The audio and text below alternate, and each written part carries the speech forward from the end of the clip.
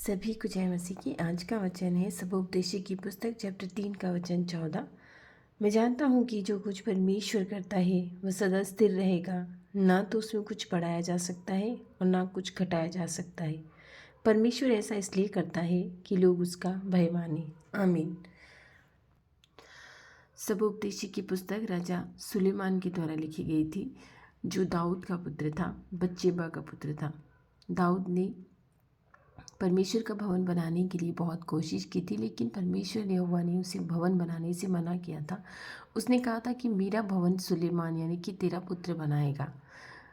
तो जब सुलेमान राजा की गद्दी पर आया और जब सुलेमान ने परमेश्वर से प्रार्थना की कि मैं तेरी इज़राइल की प्रजा को संभालने के लिए परमेश्वर मुझे बुद्धि दे।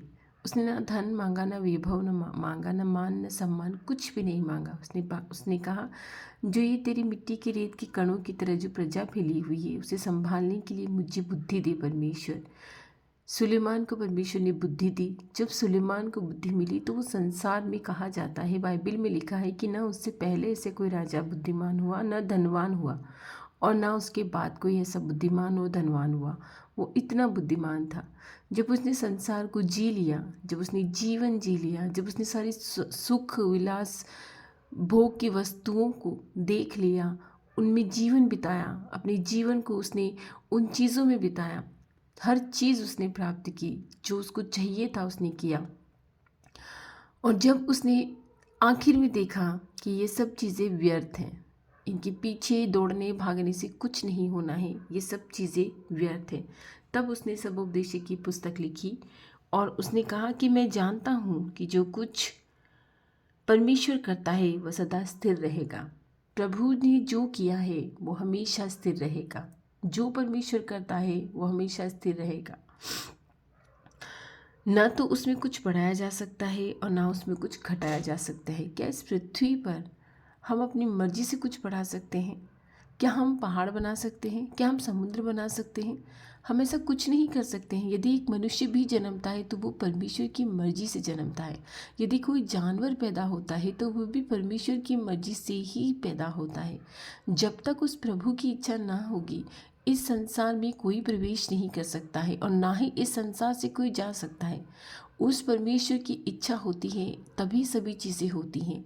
ये सुलेमान को पूरी तरह से समझ में आ गया था कि मनुष्य का जीवन है ही क्या, व्यर्थ जीवन है। क्या मनुष्य और पशु में कोई फ़र्क है? मनुष्य भी जीते हैं, पशु भी जीते हैं, वो भी श्वास लेते हैं, मनुष्य भी श्वास लेते हैं, और जब दोनों मर जाते हैं तो दोनों मिट्टी में मिल जाते हैं। दोनों की आत्माएं, क्या एक की आत्मा स्वर्ग चढ़ती है मनुष्य की आत्मा, और क्या जानवर की आत्मा मिट्टी में ही रहती है? ये कौन जानता है? ये कोई नहीं जानता है। ये मैं नहीं कह रही, ये सुलेमान के वचन है। जो परमेश्वर करता है वो अच्छे के लिए करता है। जो परमेश्वर स्थापित करता है वो अच्छे के लिए करता है। जो उसकी इच्छा होती है वो वही करता है। पर वो कभी भी दुखी की प्रार्थना को तुच्छ नहीं समझता है, ना कभी दुखी को ताड़ना देता है। हाँ, हमारे पास हमारी प्रार्थनाओं को सुनने में समय लग सकता है। वो हमें धीरज धरने को कहता है, क्योंकि जिस तरह से उसने मिस्र से निकलते समय इजरायलियों की परीक्षा ली थी, 10 दिन के मार्ग को उन्होंने 40 वर्ष में बदल दिया था। हो सकता है वो हमारी भी परीक्षा ले रहे हो, ताकि हम स्थिर हो जाएं, सुदृढ़ हो जाएं अपने कामों में, परमेश्वर के प्रति, परमेश्वर के वचनों में। इसलिए हो सकता है कि वो समय लगा रहा हो, लेकिन जो परमेश्वर स्थिर करता है वो स्थिर रहता है। जो परमेश्वर चाहता है वो वही करता है। परमेश्वर की इच्छा बिना कुछ भी नहीं होता है। और परमेश्वर ऐसा इसलिए करता है कि लोग उसका भय माने। सही बात है। यदि परमेश्वर हमारे मांगने से ही, तुरंत मांगने से तुरंत ही हमें सब कुछ दे देगा तो उसके पास रहेगा ही कौन? मनुष्य उसको कभी न जपेगा, मनुष्य उसके पास कभी न जाएगा। इसलिए विश्वास रखना बहुत ज़रूरी है। अपने अनुग्रह के मार्ग में चलना बहुत ज़रूरी है कि परमेश्वर ने कहा कि मैं तुझे दूंगा। और परमेश्वर हमसे कैसे कहते हैं? उसके वचनों के द्वारा ही तो वो हमसे बातें करते हैं। हम ऐसे पवित्र नबी नहीं हैं जिनसे वो झाड़ियों में बातें करता था या आकाश से बातें करता था या किसी और मार्ग से वो बातें करता था। हम ऐसे लोग नहीं हैं, हम तो पापी हैं। हम तो ऐसे पापी हैं जिनने उस परमेश्वर को भी पृथ्वी पर आने पर ऐसी घोर यातना देकर क्रूस पे चढ़ा दिया। हम ही तो है वो कि हमारी वजह से ही सब कुछ हुआ है। हमें ये स्वीकार करना चाहिए कि हाँ, मैं भी वहाँ खड़ा था जहाँ परमेश्वर को सूली पे चढ़ाया गया था। मैं भी वहाँ था। मेरे ही पापों के कारण वो परमेश्वर, वो मसीहा, वो खुदाबंद जो इस धरती पर अपने आप को सुन्नी करके आया था, उसे मैंने ही क्रूस पे चढ़ाया था। हमें इन वचनों पर विश्वास करना चाहिए कि परमेश्वर जो करता है वो हमारे अच्छे के लिए करता है। वो इसलिए करता है कि हम उसके भय में रहें, उसके आदर में चले, उसके सम्मान में चले, उसी की स्तुति करें, उसी की वंदना करें, क्योंकि वही है, वही था और वही रहेगा। आइए हम सब मिलकर प्रार्थना करते हैं। धन्यवाद धन्यवाद धन्यवाद धन्यवाद मेरी मसीहा, मेरी खुदा, मेरे परमेश्वर, तेरा कोटि कोटि नमन, तेरा कोटि कोटि धन्यवाद आज इस सुंदर वचन के लिए प्रभु। क्या आपने हमें इन वचनों से इतना उत्साहित किया है कि जो आप करते हो हमारे लिए अच्छा ही करते हो। यदि हम धीरज धरें तो आप हमारे लिए हमेशा अच्छा ही करोगे, क्योंकि हो सकता है कि आप हमारी परीक्षाएं ले रहे हो ताकि हम आपके मार्ग से न भटक नहीं पाए। हे मेरी खुदामंद यीशु, इस संसार में आने पर तूने अपने आप को शून्य कर लिया था। हमें भी ऐसा शून्य होना सिखा दे कि जब हमें कोई चीज़ें ना मिले, हमारी मन की इच्छाएं पूरी ना हो, तो भी हम कुड़कुड़ाए नहीं, उन मिस्रियों की तरह हम कुड़कुड़ाए नहीं। हाँ, मैं विश्वास करती हूँ कि शायद हम भी उन हज़ारों करोड़ों में शामिल थे जहाँ पर तुझे क्रूस पे चढ़ाया गया था। हे मेरे परमेश्वर, मैं दोषी हूँ, मैं अपना पाप स्वीकार करती हूँ और मैं प्रार्थना करती हूँ कि हम सबको इन पापों से छुटकारा दे परमेश्वर। तूने कहा है कि जो नए सिरे से जन्म ना ले उसे स्वर्ग के राज्य में प्रवेश नहीं मिलेगा। मेरे भाई बहनों से सबसे मेरा अनुरोध है कि आपके पास में कहीं पर यदि आपको पिता, पुत्र और पवित्र आत्मा के नाम से बपतिस्मा दिया जाता है तो तुरंत लीजिए। यही है एक नए सिरे से जन्मने का मार्ग। हम माता के गर्भ में जाकर दोबारा जन्म नहीं ले सकते, लेकिन जब तक हम जल और आत्मा से बपतिस्मा ना लें, हम नए सिरे से नहीं जन्म सकते हैं। इसलिए आप आपके पड़ोस में कहीं पर भी जहाँ पे बपतिस्मा दिया जा रहा हो अवश्य जाइए और अपने आप को शुद्ध कीजिए, नए मार्ग से जन्म लीजिए, क्योंकि जिस परमेश्वर ने सब कुछ स्थिर किया है, जो उसने घटाया है वो घट गया है, जो उसने बढ़ाया है वो बढ़ गया है।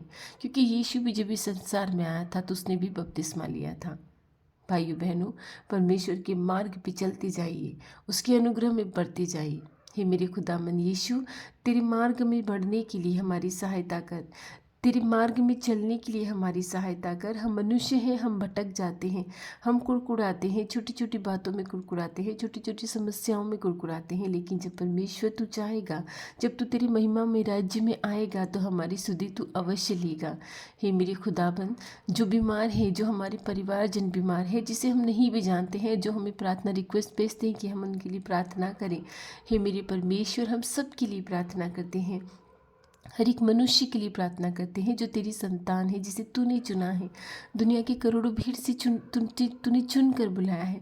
कितने ही भाग्यशाली हैं हम कि तुझे जानते हैं, तेरे अनुग्रह में रहते हैं, तेरे आशीषों में रहते हैं। ये मेरी खुदामंद, सभी बीमारों पर तेरा अनुग्रह उंडेल दे, तेरी आत्मा उंडेल दे, उन्हें छू कर चंगा कर, क्योंकि तू ही तो है जो मरहम पट्टी करता है। तू हमारे घावों पे मलहम लगाता है, तू हमारे घावों पे पट्टी बांधता है। आमीन। मैं विश्वास करती हूँ कि तू स्वयं हमारी घावों पे पट्टी बांधता है, चाहे घाव कैसे भी हों, चाहे संसार के द्वारा दिए गए घाव हों या अपनी आत्मा में लगे हुए घाव हों। हे मेरी खुदामंद, तू ही तो है जो हमारी रक्षा करता है। हे प्रभु, इस समय जो भाई बहनों की ज़रूरतें हैं, जो भाई बहन घरों के लिए प्रार्थना कर रहे हैं, जो कंपटीशन एग्ज़ाम की तैयारी कर रहे हैं, जो अपने बच्चों के लिए प्रार्थना कर रहे हैं, जो जेल में बंद अपने निरपराध लोगों के लिए प्रार्थना कर रहे हैं, जो अपने मासूम बच्चों की बुद्धि के लिए प्रार्थना कर रहे हैं, जिनमें बुद्धि की घटी हो, वो परमेश्वर से मांगे। ये आप ही के वचन है। हम में बुद्धि की घटी है प्रभु, हमें बुद्धि नहीं है। हम हम ऐसे मनुष्य हैं जिनमें बुद्धि नहीं है, जिनमें ज्ञान नहीं है। मेरे खुदा, तेरे लोगों पर अपनी ज्ञान की आशीष कर दे, तेरे लोगों पर ऐसी वर्षा कर दे, तेरी आत्मा उंडेल दे कि सभी तेरी बुद्धि तेरी आत्मा से चलने पाए, सभी तेरे मार्गों पे चलने पाए परमेश्वर। आज लोगों को ऐसे वचन सुनने अच्छे लगते हैं जो उनके कानों को अच्छे लगते हैं, जो उनको हृदय को अच्छे लगते हैं। कथा कहानियों पे लोगों ने मन लगाया है। तेरे वचनों को सुनना कोई पसंद नहीं करता है प्रभु। तेरे वचन जो सच्चे जीवन के स्रोत हैं, जो सच्चे जीवन का झरना है, उन्हें कोई नहीं सुनना पसंद करता है, मगर तेरी चुनी हुई संतानें उन्हें सुनती हैं, उन्हें दूसरों के साथ साझा करती हैं, उन्हें दूसरों के साथ शेयर करती हैं, क्योंकि तू मेरा परमेश्वर है, तू हमारा परमेश्वर है, तेरी हर एक इज़राइल की संतान का परमेश्वर है।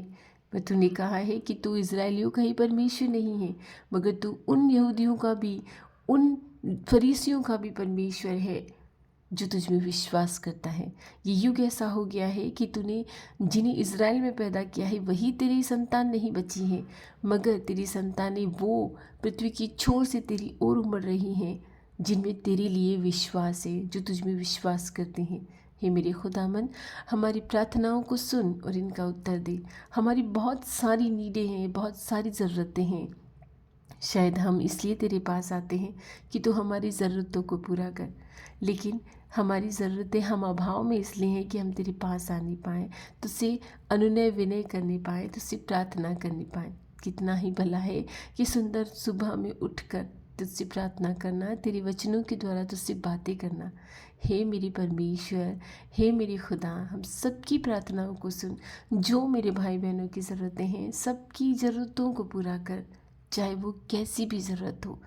हमें कहने की ज़रूरत नहीं है, तो हमारी सभी ज़रूरतों को जानता है। जो प्रार्थना सुनते हैं उन्हें आशीष दे, जो प्रार्थना करते हैं उन्हें भी आशीष दे, जो प्रार्थनाओं को शेयर करते हैं उन्हें भी आशीष दे परमेश्वर। हे खुदामंद, मैं सारी प्रार्थनाएं तेरे पवित्र पुत्र यीशु के नाम से मांगती हूँ। ये दिन तुझे चढ़ाती हूँ और ये आशीष मांगती हूँ कि आज हमारी रक्षा करना, आने जाने में खतरे मुसीबतों से परेशानियों से हमारी रक्षा करना। तू भला खुदा है, तू भला परमेश्वर है, तू हमारी प्रार्थनाओं को सुनता है और उनका उत्तर देता है। आमीन।